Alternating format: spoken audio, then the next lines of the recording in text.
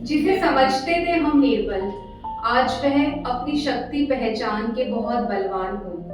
अपने अधिकारों को जानकर सबसे महान हुई। ये पंक्तियां हैं मैथिली शरण गुप्त की, और इसी पंक्तियों के साथ आप सबको अंतर्राष्ट्रीय महिला दिवस की बहुत बहुत शुभकामनाएं। मैं आस्था कोहली जीजीएफ फाउंडेशन से आप सबका बहुत स्वागत करती हूँ। आज हमारे साथ 5 लोग हैं जिनके साथ हम डिस्कशन करेंगे कि व्हाट इज फेमिनिज्म, नारीवाद क्या है, सबकी नजरों में नारीवाद क्या है। हम सबसे बात करके आइए इस डिस्कशन को और अद्भुत बनाते हैं। हमारे साथ है Shreya. Shreya is from Cloud9 hospital and she is from operations. हमारे साथ है Shivangi, she is teacher, she is teaching in our foundation.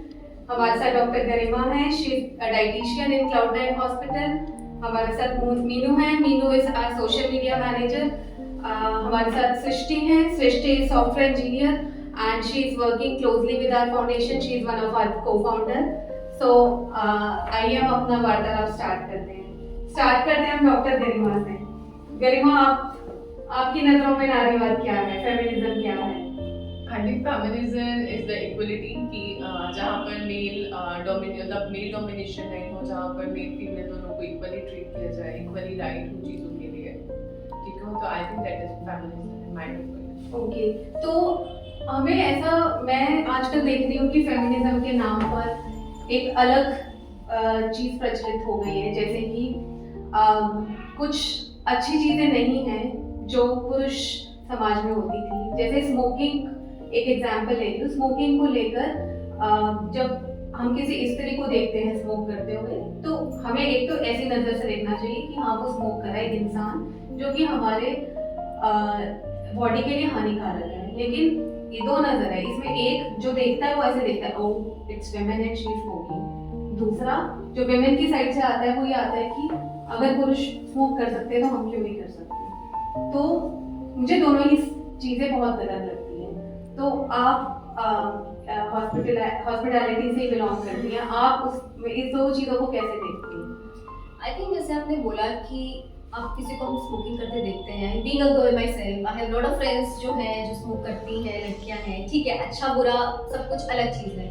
But I think एक छोटा सा एग्जाम्पल भी लेकर हम स्मोकिंग, तो मुझे लगता है कि राइट टू इक्वालिटी जो एक टर्म होता है, आई मीन फेमिनिज्म में भी एक कैटेगरीज आती है, इक्वालिटी होती है, पॉलिटिकली होता है, आप लिबरल होते हो। तो आई थिंक स्मोकिंग ऐसे अगर हम एडवांटेज डिसएडवांटेज अगर हटा दिया जाए तो I think it's a right, equal right to equality. ऐसे सोसाइटी में, हमारे समाज में एक बीइंग एक नार्सिसिज्म हो गया है कि नहीं, वो लड़की है, वो नहीं कर सकती है। बट आई थिंक ये सब चीजें हमें आगे बढ़ना चाहिए, सोसाइटी को भी जैसे जैसे हम आगे बढ़ रहे हैं, हमारे देश को भी, हमारी सोच को भी आगे अब थोड़ा सा जाना चाहिए। आई थिंक इट्स टोटली सबका राइट है ये, right to choice, right to equality, right equal opportunities, जैसे हम फेमिनिज्म को डिफाइन करते हैं, चाहे पॉलिटिकली हो, लिबरली हो, सोशली हो। आई think it's not a social, एक उसको स्टिग्मा नहीं है, it's a social right every girl, every human in fact. तो ये जेंडर बाइसनेस जो रहती है गर्ल और बॉय, वो हटा ही देना चाहिए।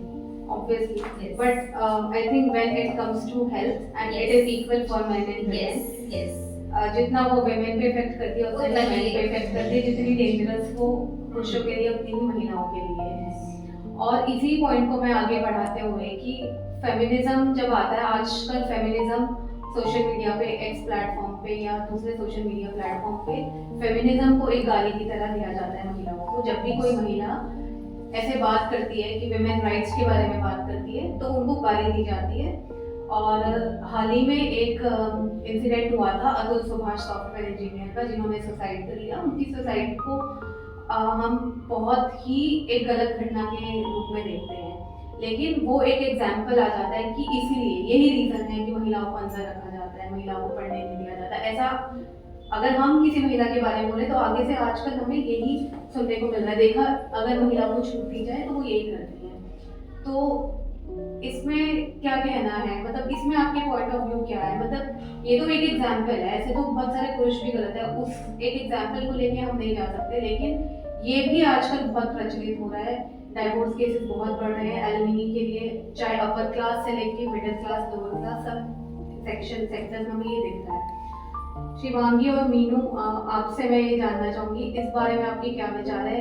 आप बहुत यंग जनरेशन से हैं इस टाइम पर, आपकी यंग जनरेशन में क्या बातें चल रही है, क्या फेमिनिज्म है, और इस पॉइंट को रखते हुए कि लड़कियां जो शादी करने जा रही हैं उनका क्या मोटिव है आजकल, मतलब कि क्या इसका रिलेशन पढ़ाई से है, क्या शादी को सिर्फ अब एक पैसा के रूप में देखा जा रहा है, और ये जो ऐसे एग्जाम्पल्स आ रहे हैं इसको आप नई जनरेशन जिसको हम जेन ज़ी बोल रहे हैं उससे कैसे रिलेट करते हो आप? लड़कियां पैसों पे ही मरती है, लड़कियां पैसों के लिए ही शादी करती है। ये तो फिर लड़कों की सोच है ना कि वो लड़कियों के लिए गलत सोच रहे हैं। लड़कियां तो नहीं सोच रही ना कि लड़के भी तो आजकल पैसों के लिए लड़कियों से वो करते हैं, लेकिन ऐसा कुछ भी नहीं है। शिवांगी, इसमें आपका क्या है पॉइंट? मैम जैसे कि हम देखते हैं कि लड़कियों को इस चीज़ के लिए मतलब स्ट्रांग रहना होता है कि हमें अगर बाहर जाके मतलब हमें कुछ करना है तो हमें थोड़ा स्ट्रांग रहना पड़ेगा। मतलब जैसे लोग कहते हैं कि तुम बाहर निकले, तुम्हारे साथ ये हो गया वो हो गया, मतलब गलत हो जाता है तो वो उनको लड़कियों को ही कहते हैं कि मतलब ऐसे क्यों, आपके बिहेवियर से ऐसा होगा, आप बाहर गए। हम ये कहते थे कि बाहर मत जाना, इस उम्र में ही शादी करना, जल्दी जल्दी शादी कर लेना। मतलब ये होता है कि लड़कियों को भी थोड़ा सा अपने अंदर पावर इतना वो रखना चाहिए कि हाँ वो किसी से लड़ सके, मतलब वो अपने अंदर इतना पावर लाए कि वो उस चीज़ से लड़ सके। बट सृष्टि, डिस्क्रिमिनेशन तो है ना, मतलब जैसे कि शिवांगी ने बोला कि एम्पावर कर दो वुमेन को, पढ़ा दो, कमाने चली जाए, स्ट्रांग हो जाए, लेकिन उसके बाद भी डिस्क्रिमिनेशन तो वर्क प्लेस पे भी बहुत है। और मैं किसी भी डोमेन की बात कर लूँ, चाहे सॉफ्टवेयर इंडस्ट्री की बात कर लूँ या हॉस्पिटल इंडस्ट्री की बात कर लूँ या एयरलाइंस इंडस्ट्री की बात कर लूँ, जितने भी हमारे दोस्त और महिलाएं दोस्त मिलती हैं हमको, तो यही होता है कि सैलरी तक में डिस्क्रिमिनेशन है वर्क प्लेस पे।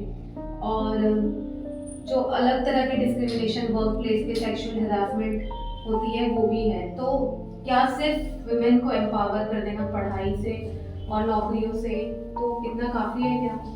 मुझे लगता है कि समाज की सोच बदलना भी बहुत ज़रूरी है हर एस्पेक्ट में। अगर वर्क प्लेस के एस्पेक्ट में हम बात करें तो जो लोग बाद में ये बोलते हैं कि अरे इसकी प्रमोशन हुई क्योंकि ये लड़की है, वही लोग हायरिंग के टाइम ये बोल रहे होते हैं लड़की है हायर कर दे, मेंस करी ऐसी कमेंट्स करते हैं, विच इज रॉन्ग। हर किसी को, चाहे वो वुमेन हो मैन हो, कोई भी जेंडर हो, अगर आप किसी जॉब के लिए जा रहे हो तो उसकी स्किल और कैपेबिलिटी पे ही आपको उसको जज करना चाहिए।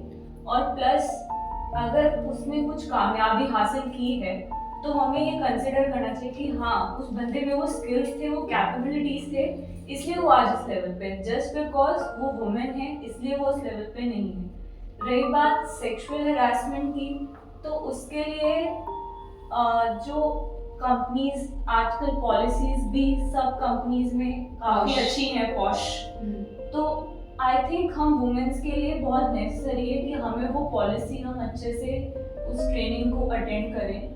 और जब भी हमें ऐसा लगे, क्योंकि कई बार ऐसा होता है अवॉइडेंस की वजह से भी it leads to more sexual harassment, कि अगर कोई अवॉइड कर रहा है उस चीज़ को कि एक कोई एक्शन हुआ उसे इग्नोर कर दोगे तो वो सामने वाले को थोड़ा हिम्मत दे देता है और ज़्यादा एक्शंस करने की। तो जैसे ही आपको फर्स्ट टाइम लग रहा है किसी वुमेन को कि हमारे साथ हरासमेंट हो रही है, they should speak out for themselves and they should not fear कि हमारे उस पर कुछ इम्पैक्ट होगा करियर पे या किसी चीज़ पे, क्योंकि ये आपका राइट है। एज फेमिनिज्म में हमने बोला कि राइट इक्वल, तो ये भी आपका राइट है कि आप अपने लिए स्टैंड लो, अपने लिए बोलो जब आपको लग रहा है कि आपके साथ कहीं भी हरासमेंट हो रही है। ठीक है, मैं सैलरी डिस्क्रिमिनेशन पे फिर से जाऊंगी कि आप में से किसी के साथ ऐसा कभी फेस हुआ या आपके किसी दोस्त के साथ कि आप किसी कंपनी में इंटरव्यू देने गए हो और आप सिर्फ इसलिए रिजेक्टेड हुए कि आप इंटरव्यू को लगा शायद आपकी शादी होने वाली है या फिर आप थोड़े दिनों में प्रेगनेंसी होने वाली है और ये तो लीव पे चले जाएंगे, तो ऐसा क्या कभी किसी ने फेस किया है? कि मैं गई थी एक बार इंटरव्यू देने कहीं पे, तो उन्होंने मुझे सिलेक्ट कर लिया था, ये वो सब कुछ है। उन्होंने बोला आप कहाँ से हो, मैंने कहा हरियाणा से ही हो, और कितनी एज है, मैंने कहा। बोले अगर हम आपको काम वाम सिखा देंगे पर इसके बाद तो 1 साल बाद आप जॉब ही छोड़ दोगे, आपकी तो शादी हो जाएगी। मैंने कहा जॉब क्यों छोड़ूंगी, और अभी तो कुछ पता भी नहीं है मेरी शादी हो जाएगी, फिर उन्होंने फिर भी सिलेक्ट नहीं किया, क्योंकि उन्होंने बोला कि हमें आप पे भरोसा नहीं, हम आपको काम सिखा देंगे, उसके बाद आपने जॉब छोड़ दी तो हमारा क्या होगा। और वो कितनी बड़ी कंपनी थी? ज़्यादा बड़ी कंपनी नहीं थी, कुरियर की कंपनी थी। कितने लोग होंगे उस ऑफिस में? उस ऑफिस में लगभग 6 से 7 लोग होंगे। 6 से 7 लोग, मतलब 6 से 7 से लेकर 600-700 लोगों की कंपनी तक की यही माइंडसेट है जो मैंने अपने इंडस्ट्री में भी देखा है कि कई बार ऐसा होता है कि विमेन को हायर करने से पहले न्यूली मैरिड विमेन होती है तो मैनेजर्स को लगता है कि नाउ आफ्टर अ ईयर और 2 शील go for leave for pregnancy और समथिंग लाइक दैट, और अगर अर्ली 20s में है और अनमैरिड है तो ये लगता है। तो इससे कैसे डील किया जाए? मतलब ये तो एज अ मैन उनको समझना पड़ेगा ना, क्योंकि उनके लिए जो सामने बैठी फीमेल है वो सिर्फ एम्प्लॉय नहीं है, उनके घर में भी जो फीमेल है वो भी किसी की एम्प्लॉय होंगी। तो ये तो एक मेल और फीमेल मिलाकर सोसाइटी चला रहे हैं, तो अगर फीमेल शादी करना बंद कर दे, प्रेग्नेंट होना बंद कर दे, तो ये तो सोसाइटी का ढांचा ही गिर जाएगा। तो ये इसे कैसे डील करा जाए? इसे फीमेल तो डील ही कर सकती है, इसे तो मेल ही डील कर सकती है। तो इसके लिए क्या ट्रेनिंग होनी चाहिए मेल्स के लिए?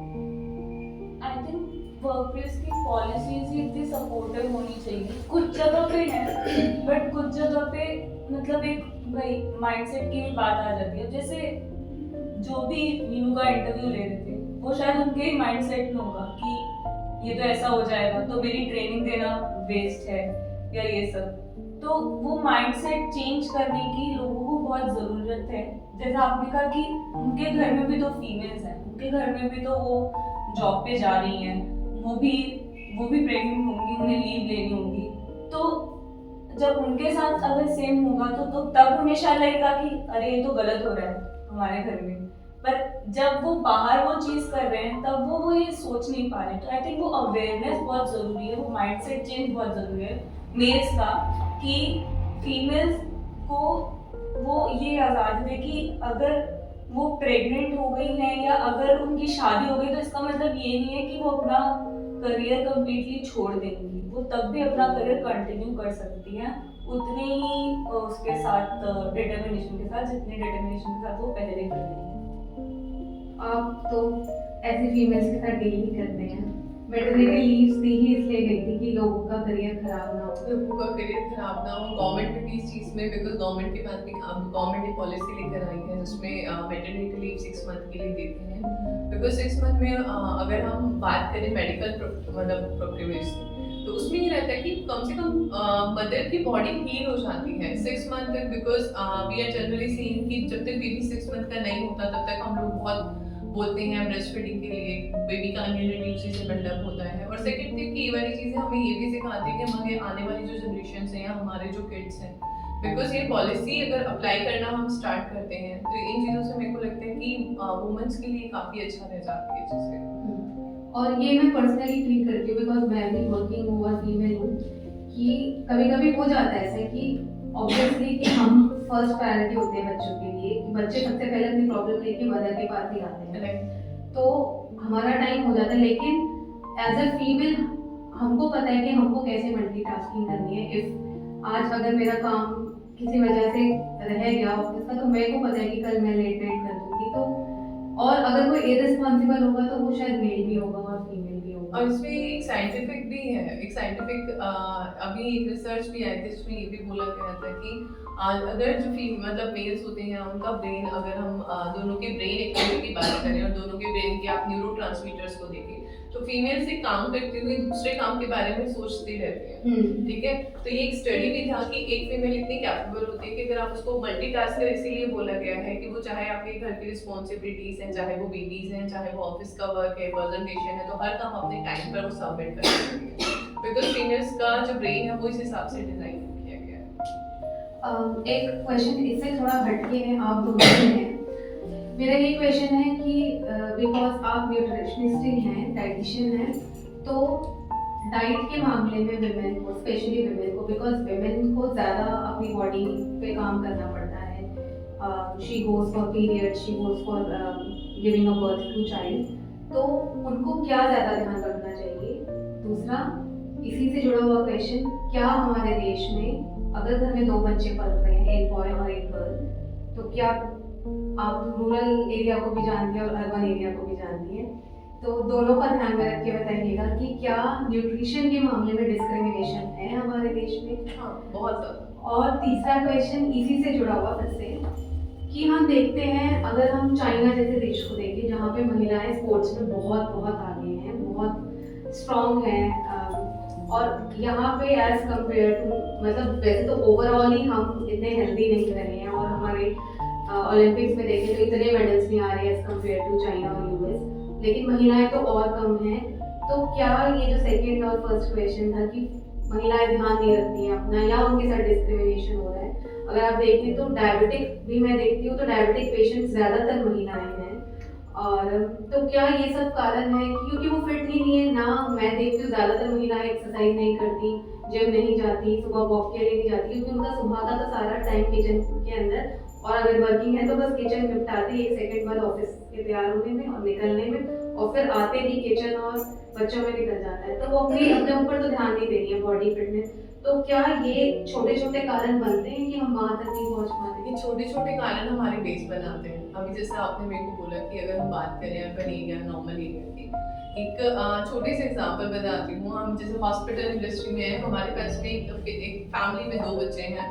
अगर दोनों की आप हेल्थ और दोनों बच्चों का न्यूट्रिशन पे देखेंगे तो काफ़ी डिफरेंस दिखाई देगा, क्योंकि ये चीज़ बोली जाती है कि नहीं इससे तो हमारा मंथ चलने वाला है, और फीमेल्स की डाइट में काफ़ी सारा चेंजेस होना स्टार्ट हो जाता है। अनदर थिंग ये तो स्टार्ट होना है आपकी जब बच्चा छोटा है उस एज पे।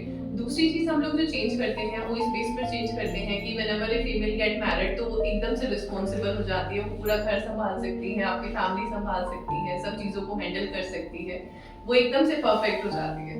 ठीक है, जब तक आप अपनी मदर अपनी फैमिली के घर पर हो तब तक आप लोगों के साथ में ये है कि नहीं आप गर्ल चाइल्ड हो, लेकिन जैसे ही आप शादी आपकी हो जाती है ऐसे ही आप एकदम से रिस्पॉन्सिबल बन जाते हो।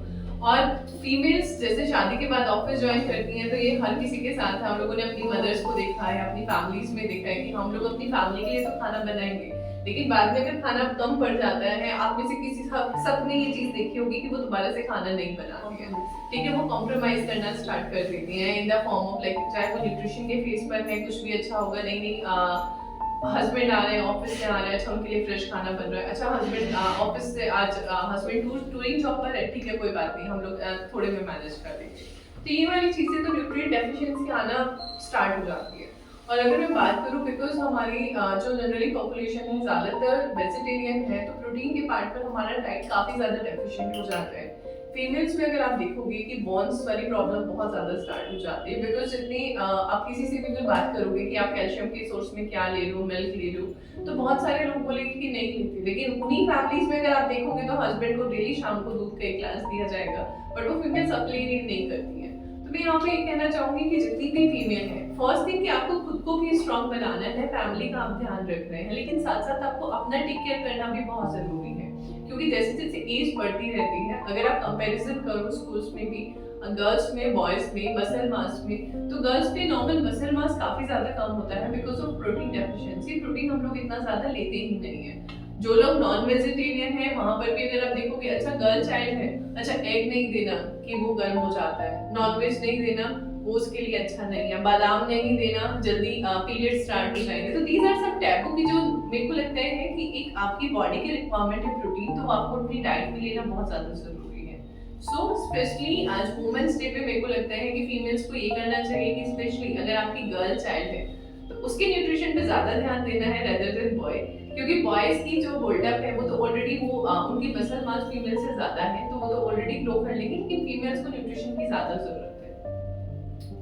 मैम आपको क्या लगता है, मतलब एक और जो मैंने क्वेश्चन पूछा था कि हम स्पोर्ट्स में इतने आगे नहीं है, स्पेशली महिलाएं आगे नहीं है, हम आप पहले से चीज़ों में इम्प्रूव हुए हैं, अब लोग चाहते हैं हमारी बेटियां पढ़ें काम करें, लेकिन थोड़ा सा ऐसा काम करें, सुबह जाएं दोपहर तक स्कूल से टीच करके वापस आ जाएं, या ऑफिस जा रही हैं, हॉस्पिटल जा रही हैं, या एयरलाइंस में जॉब कर रही हैं, या कहीं भी, तो शाम तक घर आ जाए 6, 7, 8 मैक्सिमम 9। आई थिंक ये करेक्ट, ये अभी भी है। अभी मैं भी इस फैमिली, मेरी फैमिली नो डाउट सब यहाँ पे सब है कि इतना सबको एक फ्रीडम दी गई है, बट अभी भी एक टाबू बोल लीजिए, we are living in a city like Delhi, तो ये चीज़ है कि 6 बजे तक आपको घर से पहले आना है, अनलेस अनटिल कोई काम ना आ जाए, स्टिल पेरेंट्स ट्राई, हम भी कोशिश करते हैं कि हम एटलीस्ट 6-7 बजे तक पहले घर पहुंच जाएं।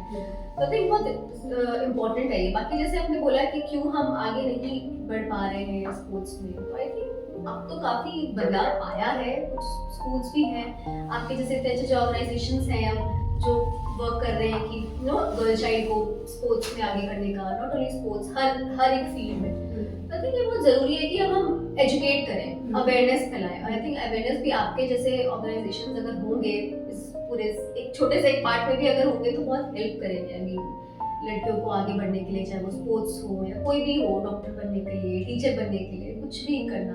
और अब तो इम्पोर्टेंट है। और अब तो गवर्नमेंट ने भी काफी सारे जैसे जो मिड डे मील स्कीम चलाई है, कि मेरे को ऐसा लगता है कि अभी रिसेंटली मैं एक एग्जांपल देती हूँ। मैंने अभी एक गवर्नमेंट स्कूल विजिट किया था बिकॉज मैं देखना चाहती थी, मैंने कभी गवर्नमेंट स्कूल नहीं देखा। और जैसे दिल्ली वाली गवर्नमेंट स्कूल की हम बहुत तारीफ सुनते हैं कि वो स्कूल्स इतने अच्छे हैं, तो मैं वहाँ पर एक न्यूट्रिशन का सेशन लेने के लिए गई थी। तो वहाँ के जो बच्चे हैं वो डाइट को लेके कि गर्ल्स और बॉयज कितने ज़्यादा अवेयर हैं, और स्पेसिफिकली स्कूल्स में भी उनका वेट मैनेजमेंट प्रोग्राम चलते हैं जिसमें अगर कोई बच्चा है जिसका वेट कम है या कोई बच्चा है जो एनीमिक है तो उसके लिए स्पेशली फूड भेजा जाता है।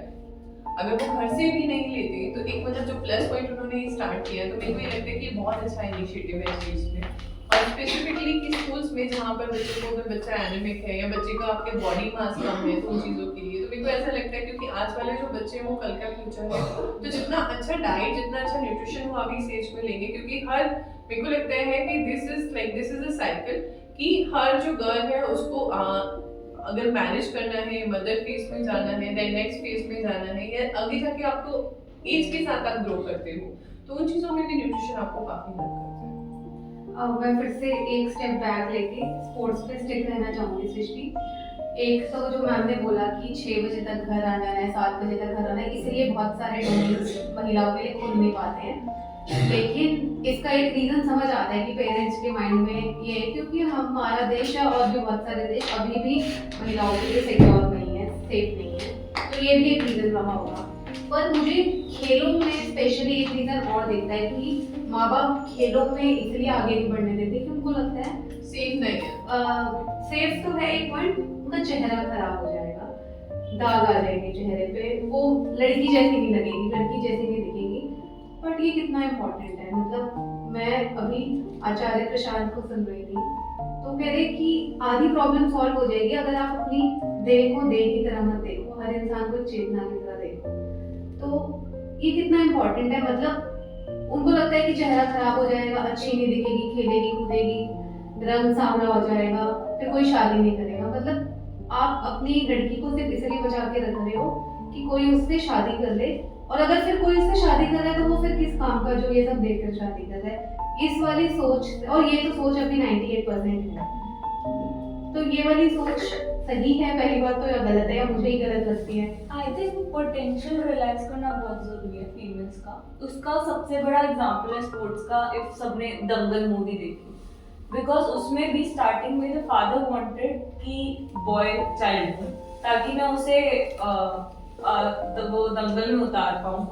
ही also used to be a great kabaddi player and he wanted कि जो बच्चे मेरे हों वो मेरा छोरा पैदा हो ताकि वो जाएं एंड जाके वो लड़े। बट अप अनटिल जब तक उन्हें अपनी बच्चियों का पोटेंशियल रियलाइज नहीं हुआ तो हमने उसमें भी न्यूट्रिशन का काफ़ी दिखाया गया है कि काफ़ी वो चेंजेस आए उसके बाद। जैसे उन्हें पता लगा कि हाँ शी हैव द पोटेंशियल कि ये भी दंगल लड़ सकती है, तो उसके लिए प्रोटीन वाली चीज़ें लाने लगे। हाँ, तो मतलब वो चीज़, क्योंकि हर इंसान को ये मौका मिलना चाहिए कि वो हर चीज़ ट्राई कर पाए। अगर हम हर चीज़ ट्राई नहीं करेंगे तो हमें पता कैसे लगेगा कि हम किस चीज़ में अच्छे हैं और हम किस चीज़ में बुरे हैं, स्पेशली बच्चों के लिए। मतलब लिमिट नहीं कर देना चाहिए कि लड़की है तो यही जॉब करेगी, स्पोर्ट्स में नहीं जाएगी। आप हो सकता है कि आपको वो लड़की बहुत ज़्यादा सरप्राइज कर दे, आपके पूरे देश को प्राउड कर दे, जैसे गीता ने किया इवेंचुअली। मीनू आप आए हो? ओके, आप तो हरियाणा से हो, ठीक है। हरियाणा का हम बहुत सुनते हैं कि अभी तो जेंडर रेशो ठीक हो गया, बट एक टाइम तक जेंडर रेशो बहुत खराब था, लेकिन सुनते हैं कि अभी भी वो ऑन पेपर्स अच्छा हुआ है, इन रियलिटी इतना अच्छा नहीं है। ठीक है, लेकिन एक हरियाणा की दूसरी साइड भी है कि ज़्यादातर स्पोर्ट्स में जो महिलाएं हैं वो हरियाणा से बहुत होती है। तो इन दोनों को मैंने कभी भी हरियाणा को पर्सनली नहीं देखा, वहाँ के एकदम लो लेवल पर जाकर लोगों से बात नहीं करी है, लेकिन आप हरियाणा को कैसे देखते हो? हरियाणा में मतलब आज भी मतलब है, बहुत सी लड़कियां सब जाती है, लेकिन आज भी अगर किसी के घर में लड़की हो जाती है ना तो बोला जाता है अरे यार लड़की हो गई अब क्या होगा। अगर किसी की 2 लड़कियां अरे यार थे तो कर्म भी अच्छे नहीं है तो 2 लड़कियां हो गई। और मतलब अगर आज भी वहाँ की लड़कियां कहीं जाना चाहती हो कुछ करना चाहती है तो ये बोल दिया जाता है अरे क्या करोगी आगे बढ़ के, तुम्हें तो शादी ही करनी है, घर ही संभालना है। लेकिन बहुत से ऐसे लोग हैं जो लड़कियों को आगे भी बढ़ाते हैं। मतलब 2 फेस है, कुछ की सोच ऐसी है कि मतलब लड़की हो गई अरे यार क्या हो गया। जैसे मान लो मेरे घर में है, मेरे भाई के 2 लड़के, हमें प्रॉब्लम नहीं हुई, लेकिन पड़ोस के जो लोग अरे यार बहुत बुरा हुआ 2 लड़कियां हो गई थे तो वो भी है। लेकिन कुछ बहुत अच्छे भी हैं, अरे यार 2 लड़कियां हो गई 2 लक्ष्मी हो गई अच्छे। कुछ लोग ऐसे हैं जो उन्हें आगे बढ़ाते हैं, दूसरी साइड ऐसे भी है जो उन्हें नीचे भी गिराते हैं। तो हर जगह वो तो हर जगह होता है कि कुछ लोग होते हैं जो लड़कियों को आगे भी बढ़ाते हैं। बहुत से लोगों की सोच आज भी पुरानी होती है, पिछड़ी होती है कि अरे यार लड़की है क्या आगे होगा, खर्चा बढ़ गया, ये आजकल आपकी ये भी सोच है।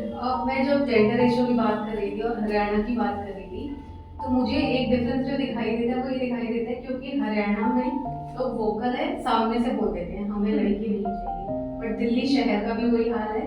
हम बस फर्क इतना है कि यहाँ लोग अगर हम ये बात 4 लोगों के आगे बोल देंगे तो हमारी थोड़ी सी पर्सनालिटी अच्छी नहीं जाएगी, लेकिन अंदर से मन में उनके वही है you are a Delhi girl. तुम्हें क्या लगता है? और शायद आपकी 2 सिस्टर्स हो। हाँ जी, बट मेरे घर में ऐसा नहीं है कि नहीं, मेरे घर में तो मुझे पता है, लेकिन एज अ सोसाइटी क्योंकि आप एक मेट्रो सिटी में रह रही हो। हाँ जी मैम, तो मतलब ऐसा होता है कि जैसे आपने कहा कि उनको वोकल बताया नहीं जाता एकदम सीधा, तो मतलब ऐसे पूछा जाता है जैसे हॉस्पिटल में या तो प्रेगनेंसी में होती है वुमेन तो उनको पूछा जाता है कि उनके लड़का है या लड़की है।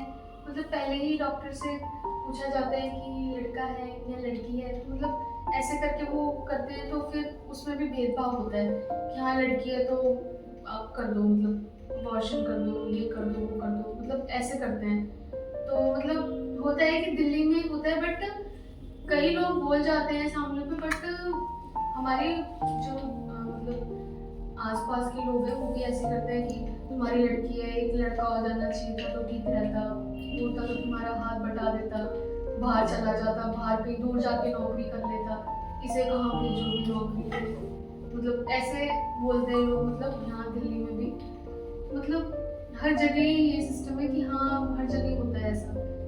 अच्छा, जब हम इतनी सारी बातें कर रहे हैं, इतनी सारी प्रॉब्लम हम ऐसे की जो हम समाज का 50% है और दूसरा 50% हमारी बहुत सारी बातें समझ नहीं पा रहा है, तो फिर शायद समझेगा तब जब वो ऐसी वाली डिस्कशंस का पार्ट।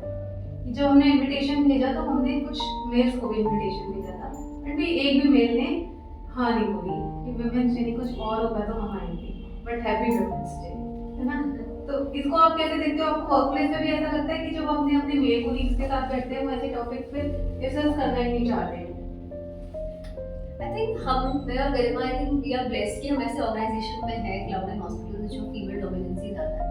हाँ, आई नो। तो हाँ, लेकिन हाँ कहीं ना कहीं हम भी फेस करते हैं, ऐसा नहीं है। हमको भी जैसे अगर आप मीटिंग्स होती हैं तब तो I think we are blessed कि सबसे ज्यादा जो हमारे चाहे डॉक्टर्स हो या यू नो तो हमारा फीमेल रेशियो ज्यादा है।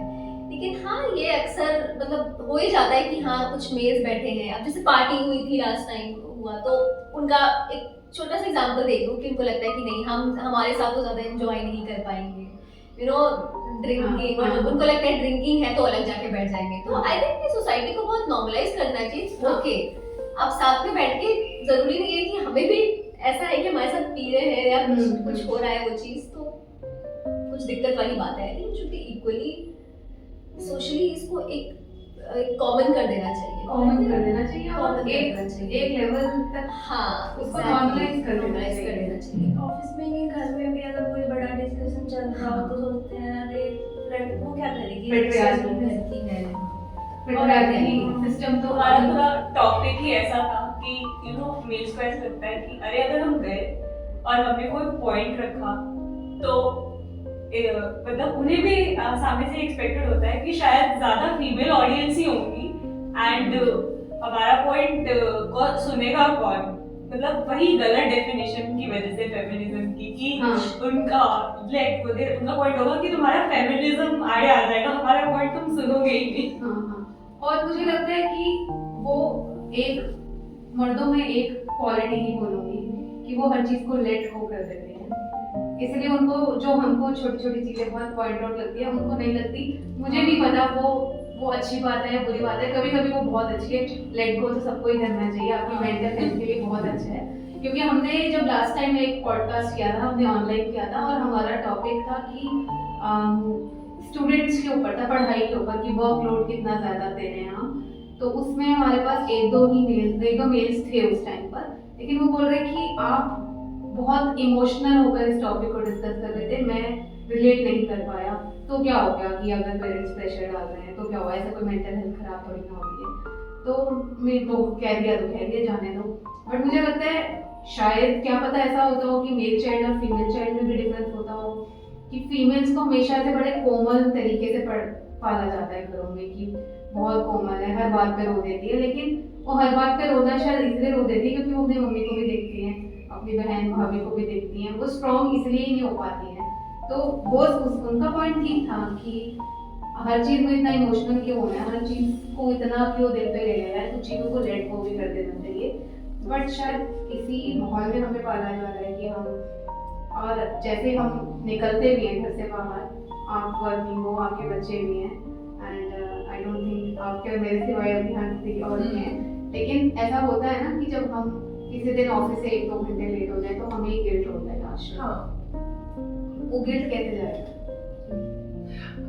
मेरा तो जैसे मैं सिंगल, मतलब मेरी 2 डॉटर्स हैं, तो ऑफिस से ये रहता है कि आने के बाद भी वो गिल्ट, अगर आप ऑफिस प्लेस पे हो तो वो गिल्ट एक अलग हो जाता है कि नहीं यार हम लोग अगर हम वर्क की वजह से भी हैं कि बच्चों के साथ में कैसे उसको मैनेज करना है, कैसे उनको कनेक्ट करना है, लेकिन यही वाली चीज़ हम अपने बच्चों को एक लेसन भी दे रहे हैं ना, अपने बच्चों को ये सिखा भी रहे हैं कि उस गिल्ट को अगर उनको आप मैनेज करना सिखाते हो, उनको सिंगल हैंडली मैनेज करना आ रही हैं चीज़ें, तो वो उनके लिए प्लस पॉइंट भी है चीज़ों के लिए कि कल को अगर अपने वर्क प्लेस पर अगर उनके ऊपर ओवर प्रेशर आता है तो कैसे अपने आप को संभालना है, कैसे उनको चीज़ें हैंडल करना है, क्योंकि at the end of day कि उनको नेक्स्ट टाइम उनको भी जॉब पे जाना है चीज़ों के लिए।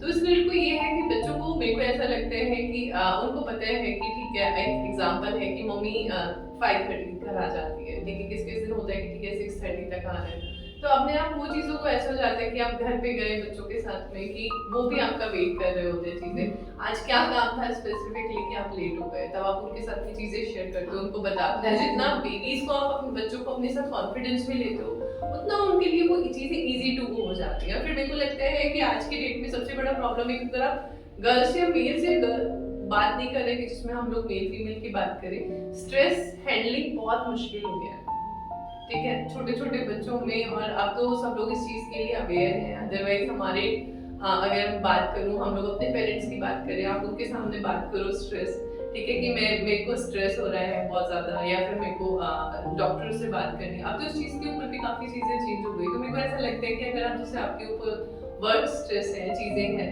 तो एटलीस्ट जब बच्चे अपनी मदर को ही करते हुए देखते हैं तो वो ज़्यादा सीखते हैं, रेदर देन जो फीमेल घर में रहती है। मेरे को ऐसा लगता है कि जो वर्किंग फीमेल्स हैं उनके बच्चे, क्योंकि उनके साथ में इतनी सारी चीज़ें लाइव जीते हैं, तो उनके वो भी बहुत सारी चीज़ें उससे सीखते हैं। जो हमारा ओरिजिनल टॉपिक था फेमिनिज्म, कि व्हाट इज फेमिनिज्म, नारीवाद क्या है, तो इसके 2 पक्ष हैं। एक ये कि कुछ महिलाएं बोलती है कि हमें मर्दों के जूतों में फिट होना है, कुछ कहती है कि हमें जूतों में नहीं फिट होना, हमें अपने ही जूते दे दो, बस हमें उस फील्ड पे जाने दो जिस फील्ड पे वो रेस लगा रहे हैं, हम अपने जूतों में ही रेस लगाएंगे। तो लेकिन हमें उस फील्ड पे जाने ही नहीं दिया जा रहा, जाने दिया जा रहा है तो नंगी पैर जाने दिया जा रहा है, उनको कांटे नहीं चुभ रहे, हमें चुभ रहे हैं। फिर उनका ट्रैक एकदम प्लेन बना दिया, हमारा बहुत ऊपर खापड़ बना दिया।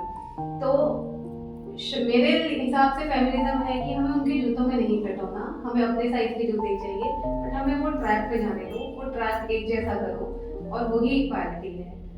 तो कोई लास्ट कमेंट्स?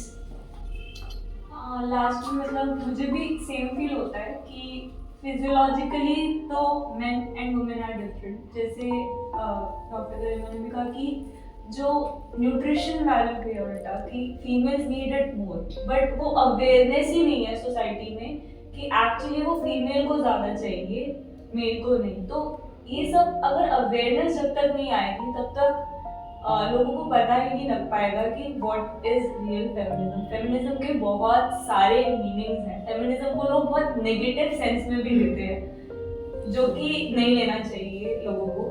मतलब लोग समझते हैं कि फेमिनिज्म मीन्स कि आप अंधाधुन सिर्फ फीमेल्स को सपोर्ट करते हो, रादर देन कि फेमिनिज्म सिर्फ इक्वालिटी की बात करता है। फेमिनिज्म ये नहीं बोलता कि अगर फीमेल गलत भी है तो उन्हें सपोर्ट करो।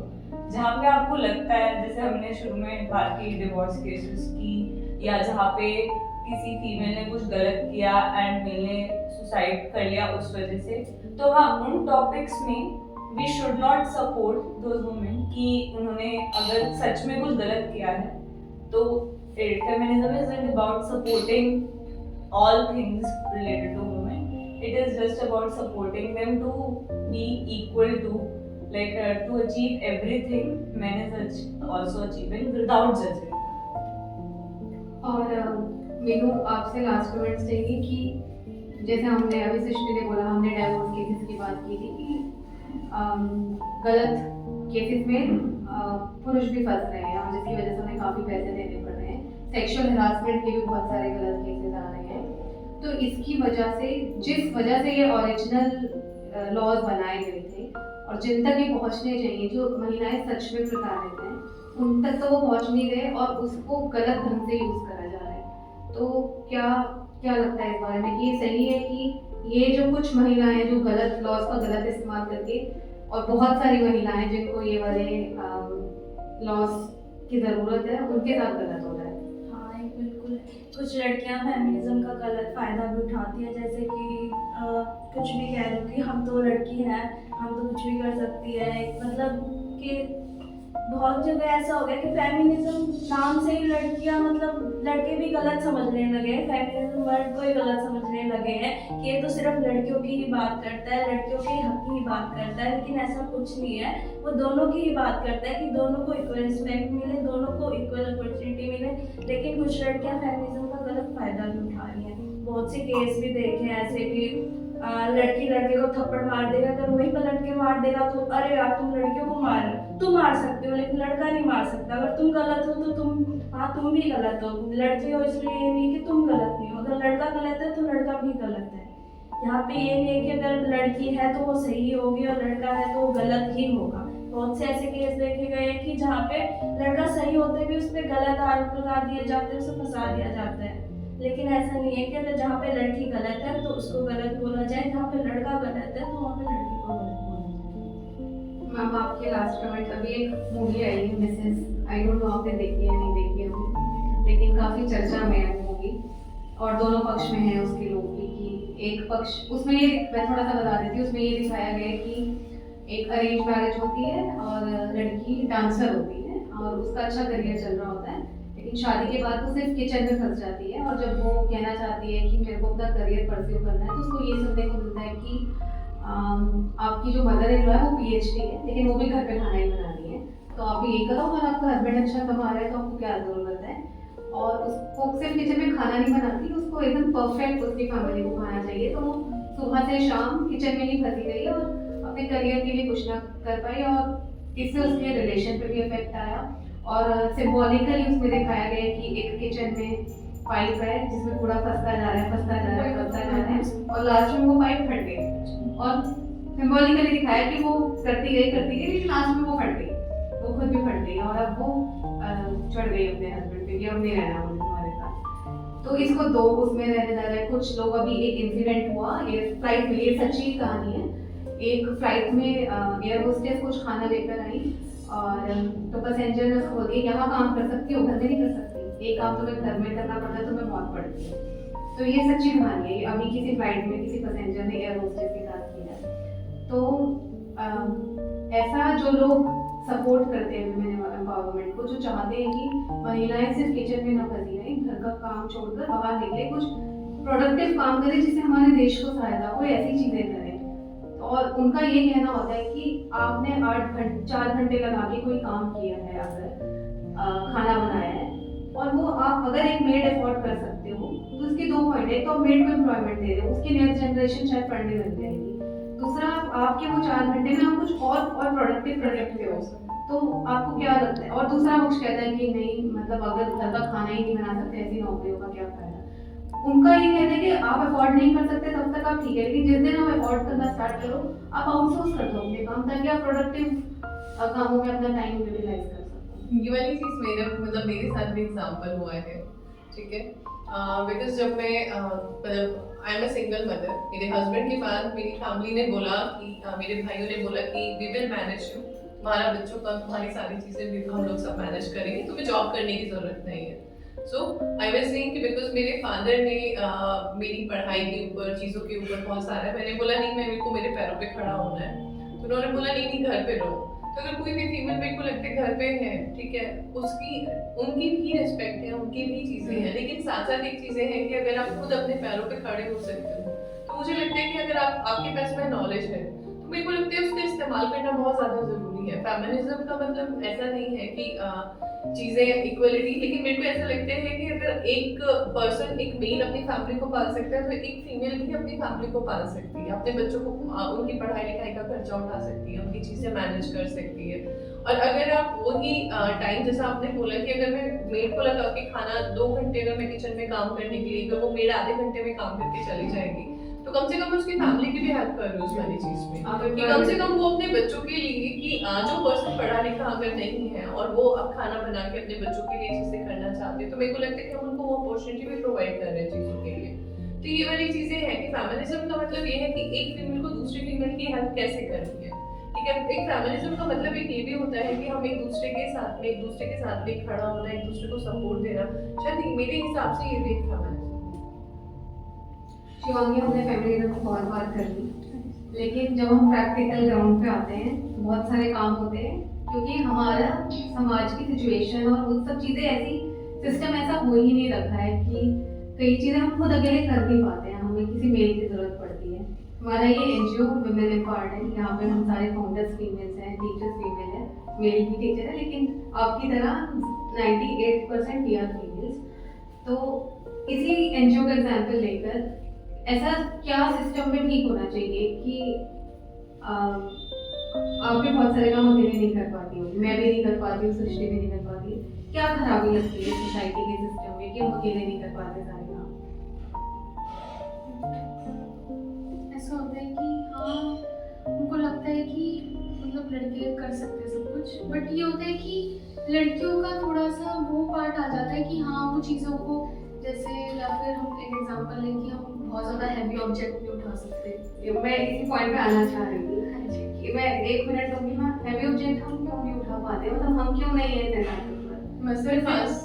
अगेन वाली बात आ जाती है। Again same I am saying कि वही अगर वो 10 किलो आटा ग्रोसरी वाला देकर जाता है, तो वो घर का आदमी क्यों उठाता है, हम क्यों नहीं उठा पाते हैं? थोड़ी एक्चुअली लेडीज में ये होती है कि आपको दिक्कत हो जाएगी, आप उठाओगे तो आपको दिक्कत हो जाएगी, ऐसे ma'am as a medical terms में ये वाली मैंने भी सुनी है कि बोलते हैं कि आपका जो सेक्सुअल ऑर्गन्स है उस पर इफेक्ट आता है भारी सामान उठाने से, कि ऐसा होता है कि ये हम सब ने अपने घरों में सुना होगा।